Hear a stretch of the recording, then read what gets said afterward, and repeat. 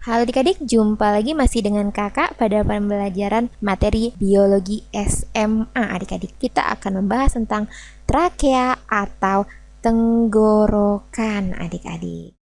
Untuk trakea ini ya, dia merupakan organ pernapasan yang berupa saluran. Dia ini terletak di daerah leher adik-adik, disusun oleh tulang rawan yang berbentuk seperti cincin. Biasanya ini panjangnya itu adik-adik kurang lebih sekitar 10 cm adik-adik. Nah, seperti ini ya. Selanjutnya adik-adik, di sini pada dinding trakea itu terdiri atas jaringan ikat dan memiliki otot polos ya.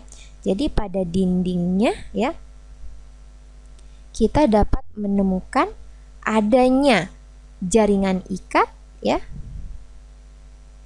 Dan ada juga otot polos ya. Sekali lagi, otot polos ini merupakan otot yang bekerja di luar kesadaran ya, atau involunter, sehingga ketika kita tidur sekalipun maka trakea ini siap berkontraksi untuk menerima udara ya, seperti itu adik-adik.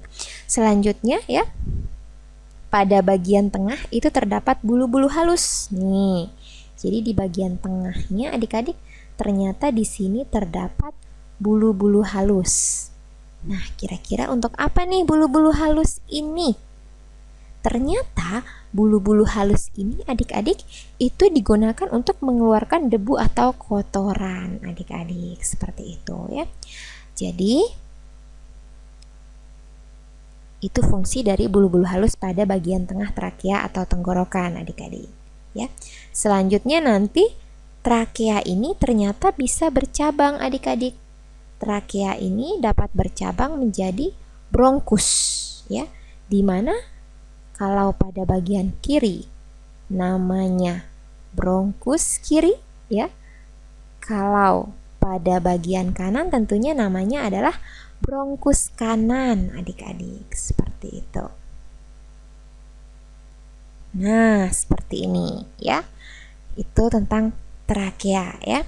Jadi kalau misalnya nih ya adik-adik, kenapa sih kita itu suka bersin kalau misalnya pada bagian saluran pernafasan kita itu masuk nih debu ya, atau benda asing? Itu kira-kira kenapa ya? Itu karena ya, seperti itu adik-adik, pada bagian bronkus ini ya terjadi penyempitan pada saluran pernafasan. Jadi nanti kalau masuk debu nih adik-adik, akan terjadi penyempitan pada saluran pernafasan, sehingga nanti akan menyebabkan seseorang sukar bernafas. Itulah yang menyebabkan kita bersin adik-adik kalau kemasukan benda asing atau debu. Oke, seperti itu adik-adik. Jadi perlu adik-adik ketahui ternyata juga pada trakea ini, pada bagian batangnya adik-adik ya, selaput lendir ya. Jadi nanti antara selaput lendir yang meliputi itu ada sepasang selaput yang letaknya melintang dari bagian muka ke belakang, disebut pita suara adik-adik. Oke, demikian penjelasan kakak tentang trakea, yang merupakan saluran yang dilewati oleh udara pernafasan dari hidung, dari laring, selanjutnya ke laring, selanjutnya ke trakea adik-adik. Oke adik-adik, tetap semangat dan sampai jumpa pada konten sistem pernapasan selanjutnya.